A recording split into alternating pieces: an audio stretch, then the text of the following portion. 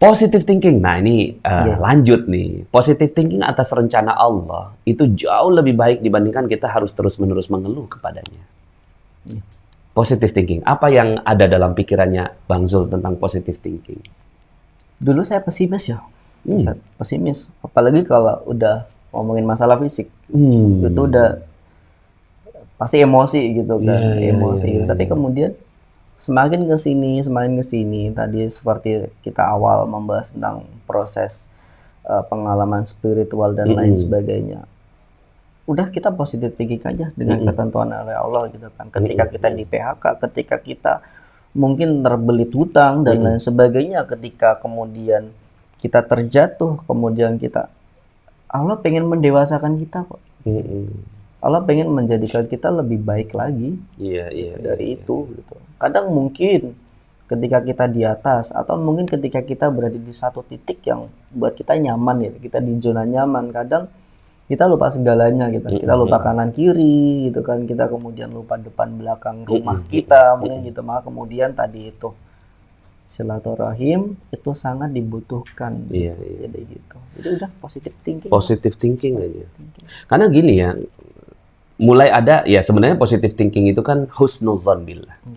Husnuzon billah itu ya positive thinking terhadap Allah Subhanahu wa taala. Tapi bukan cuma sekedar kepada Allah gitu ya, tapi juga kepada manusia. Nah, ada batasnya nggak Bang Zul tentang positive thinking itu? Karena banyak orang yang mengatakan ya jangan sampai terlalu positive thinking banget lah, sampai kayak begitu. Kalau saya sih lost, Ustaz. Lost. Positive thinking sampai batas yang nggak ada batasnya, lost. Kalau saya lost, insya Allah. Dan ketika apa ya, kalau kata orang Jawa dipelokoto ya gitu ya, Apa tuh? dibohongin apa? Dibohongin orang, positif aja terus. Iya udah, belum rezeki kita. Masya Allah. Kita bakalan nemuin yang lebih gede dari itu. Allah, Masya Allah. Keren banget. Cara terbaik agar Allah sayang kepada kita, selain dengan bersabar adalah dengan cara membuatnya tidak cemburu. Ini asik nih Ustaz. Iya, asik ya. Gimana nih? Ya, kadang kecintaan kita terhadap sesuatu yang sifatnya duniawi ya Ustaz, itu kadang membuat Allah itu Allah cemburu. cemburu. Iya, kadang nih, tak ambil nih, saya ambil nih, gitu kan. Nih saya kurang nikmatnya nih. Ini saya ambil ini saya ambil ini. Allah. Itu sebenarnya warning tuh dari Allah tuh. Karena Allah cemburu. Allah cemburu gitu. Pengennya kan Allah pengennya kan balance kan. Jadi Allah pengennya balance. Allah pengennya itu hubungan kita dengan Allah itu baik, hubungan dengan manusia itu baik. Pengennya sih gitu. Ya Allah, jangan bikin Allah cemburu. Kecemburuan Allah itu terhadap apa yang kita sukai melebihi kesukaan kita terhadap apa yang diizinkan Allah. Itu cemburu Allah. Ya, kita suka mobil gitu kan, ya. Padahal ya akhirnya melalaikan kita ya dari amalan-amalan ibadah gitu. Ya Allah cemburu. Cinta wanita ya. Yang membuat akhirnya Allah cemburu. Kenali Tuhanmu.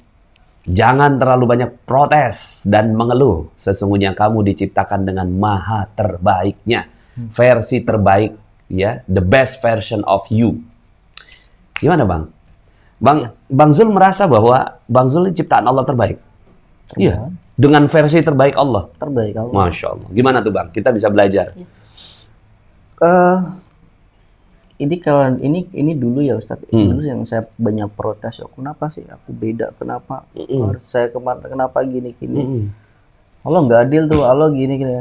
Padahal versi adilnya Allah itu kan juga beda-beda gitu. Versi adilnya Allah beda. Gitu. Dan versi sempurnanya, versi terbaiknya Allah itu juga beda-beda. Saya sih sekarang tuh yakin ya Ustaz bahwa ketika Allah memberikan kekurangan kepada manusia, maaf saya sampingkan urusan kecacatan ya Ustadz gitu. Ini kita ngomongin urusan kekurangan dan kelebihan gitu. Jadi ketika Allah memberikan kekurangan kepada manusia, insya Allah sepaket dengan kelebihannya juga. Sepaket dengan kelebihannya. Jadi kalau ada yang nggak terpenuhi, ya pasti ada yang imbangannya. Mungkin dia nggak bisa melihat, tapi kupingnya lebih tajam daripada orang lain. Mungkin dia nggak bisa bicara, tapi matanya lebih tajam daripada yang lain, dan seterusnya. Mungkin Bang Zul nggak punya tangan, nggak punya kaki, tapi ya ada yang Allah kasih lebih dibandingkan dengan kita semua. Gitu ya, Bang. Insya Allah seperti itu. Sempurna, maha terbaik, ya. Jadi kita adalah ciptaan Allah terbaik, the best version of you. Berikutnya, yang menyebabkan kamu lumpuh bukanlah fisikmu, melainkan keraguan dan niatmu untuk lebih maju. Ini diskriminasi terhadap diri kita sendiri tuh, Ustaz. Iya. Kadang kita mampu, Ustaz, untuk Iya, melakukan iya. apapun kadang kita mampu. Tapi kadang yang membuat kita merasa terbatasi adalah kalimat yang keluar dari lisan kita.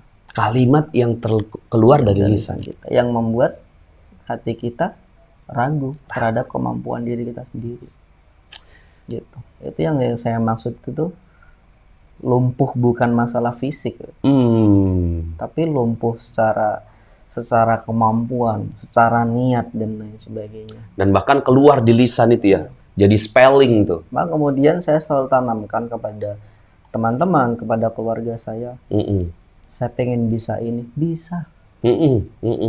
Ada ujian ini, bisa nggak kita melakukan? Bisa.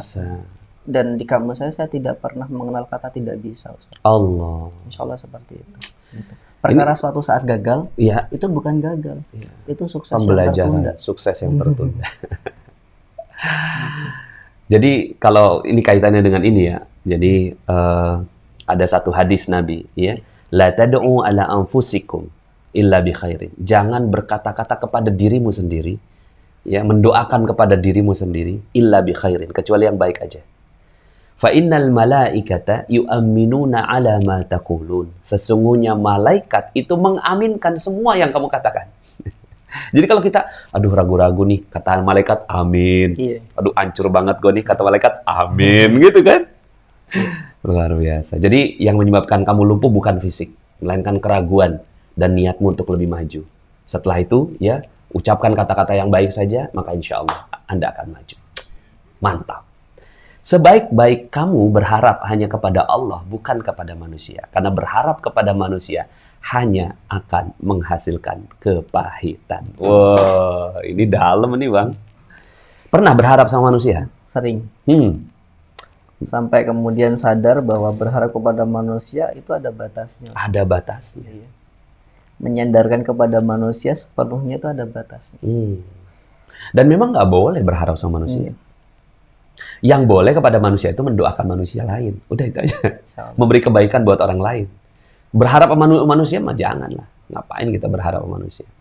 Gitu ya, Bang ya?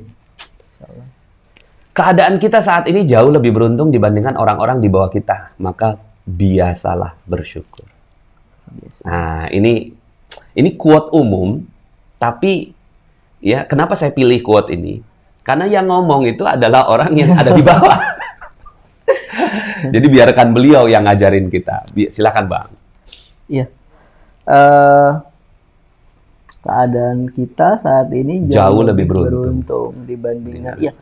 Ini konsep yang ketika kita di atas ya, Ustaz. Ketika kita di atas atau ketika saat ini kita berposisi ini, terkadang kita masih terus saja mengeluh kok merasa kurang aja, merasa kurang gitu. Bahkan kita tidak sadar bahwa di samping kita, kadang-kadang di belakang kita gitu, kadang tetangga kita ada jauh yang lebih di bawah keadaannya gitu.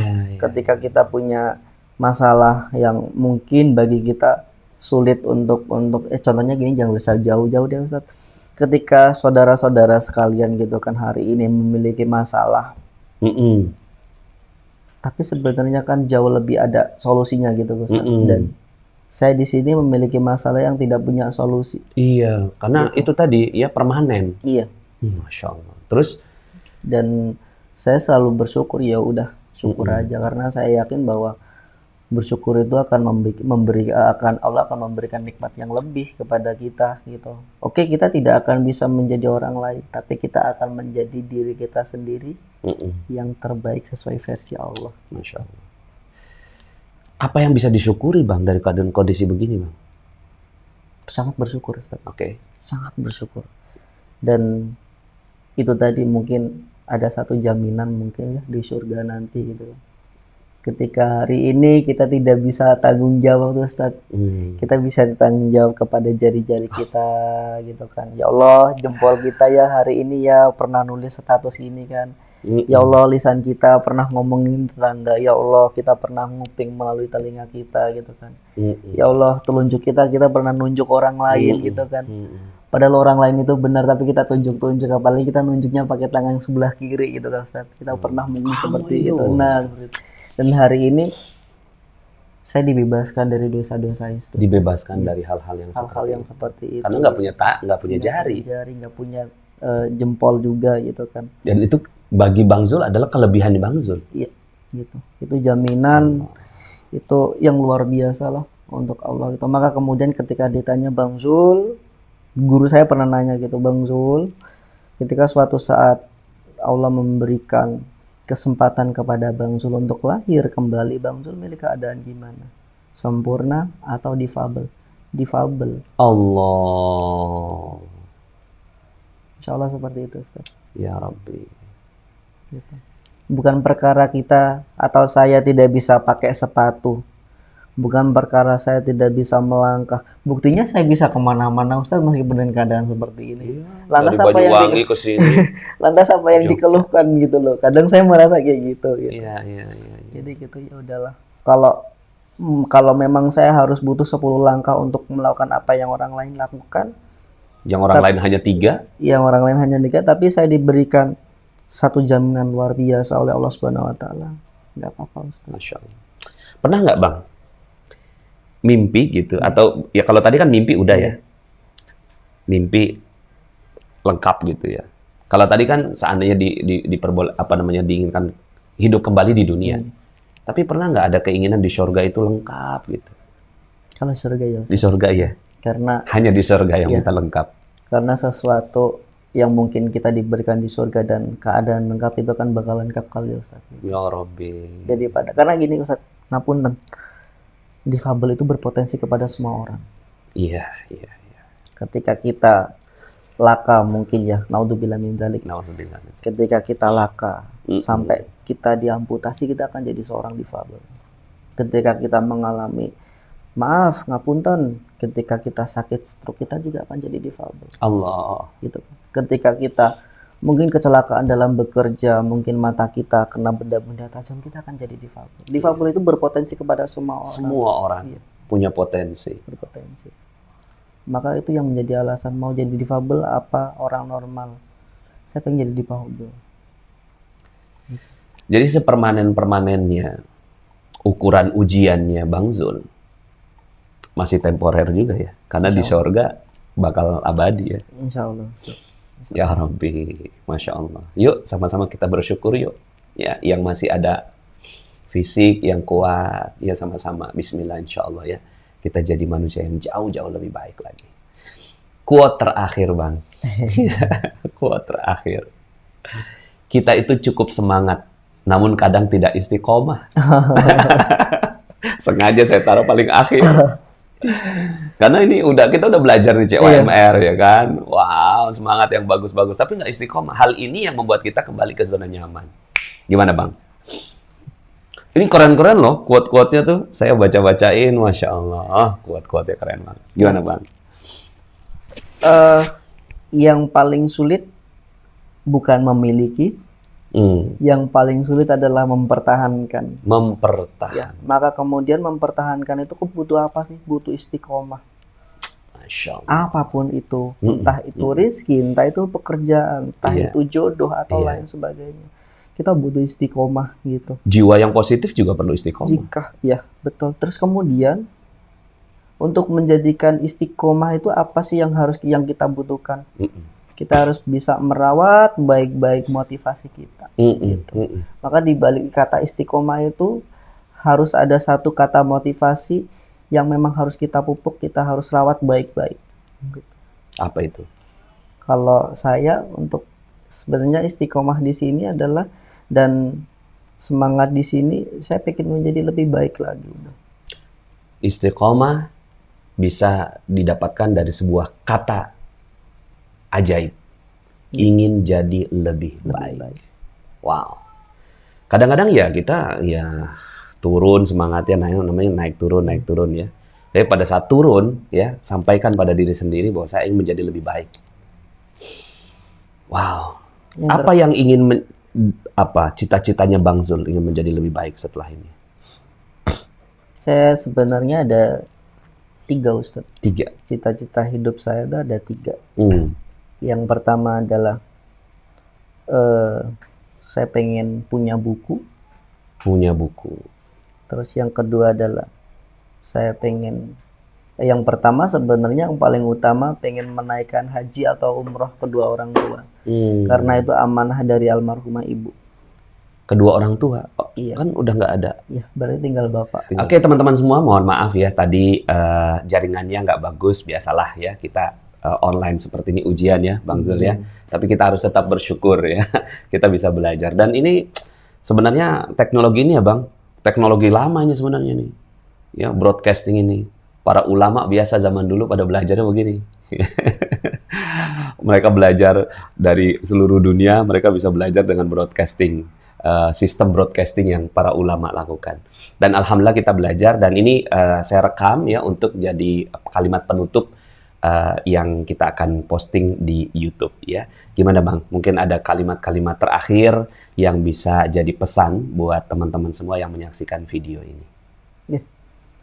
Terima kasih buat kesempatan yang luar biasa. Semoga ini menjadi amal kita semua ya Ustadz. Amin. Amal baik kita yang insya Allah mungkin bisa dicatat oleh para malaikat sebagai amal yang luar biasa, sebagai amal yang menjadi jaminan kita menuju surga Ustadz gitu. Amin ya rabbal alamin. Dan bismillahirrahmanirrahim. Terima kasih atas kesempatannya. Sebenarnya yang hari ini sebenarnya yang untung bukan saudara-saudara, tapi yang untung adalah saya. Allah. Okay. Karena saya merasa terfasilitasi untuk melakukan amal baik. Allahumma sholli ala seperti sayyidina itu. Muhammad. Ya. Jadi hari ini adalah balance, insya Allah seperti itu. Teman-teman, saudara-saudara sekalian mendapatkan impact dari kita sharing ya Ustadz. Betul. Dan saya mendapatkan impact dari sharing ini, dan insya Allah semoga menjadi salah satu amal baik kita, saya, Bang Zul, dan Ustadz Nasrullah mungkin seperti itu. Amin ya rabbal Dan alamin. teman-teman sekalian, tidak banyak yang mungkin hari ini yang bisa saya sampaikan terkait penutup. Pada intinya adalah yuk kita sama-sama istiqomah untuk menuju jalan kita masing-masing, jalan saya, jalan saudara, dan pada intinya apapun itu yang kita lakukan hari ini, libatkan Allah. Masya Allah. Jadi itu. Dan jadilah mulai hari ini, rubahlah cobaan menjadi satu nikmat yang luar biasa, karena itu akan mematahkan tali ketakutan kita, akan mematahkan pesimis kita, dan insya Allah itu juga akan memperkuat mental kita menjadi seorang manusia selayaknya. Siap. Seperti itu. Masya Allah. Itu, Ustaz. Wow, alhamdulillah teman-teman semuanya ya, kita sudah sharing cukup panjang ini. Mudah-mudahan ada banyak hal yang bisa kita dapatkan dari sharing kehidupan bersama dengan Bang Zul. Bang Zul, terima kasih banyak. Insya Allah. Ustaz. Boleh nggak Anda peluk nih? Boleh. Masya Allah, barakallah. Masya Allah, barakallah. Aduh, luar biasa teman-teman semuanya. Sampai jumpa dalam video berikutnya ya. Sampai jumpa. Billahi taufiq wal hidayah. Assalamualaikum warahmatullahi wabarakatuh. Waalaikumsalam. Bagi teman-teman yang belum subscribe dan baru saja menemukan channel ini, silahkan subscribe. Insya Allah Anda akan mendapatkan materi-materi yang terbaik dari channel ini.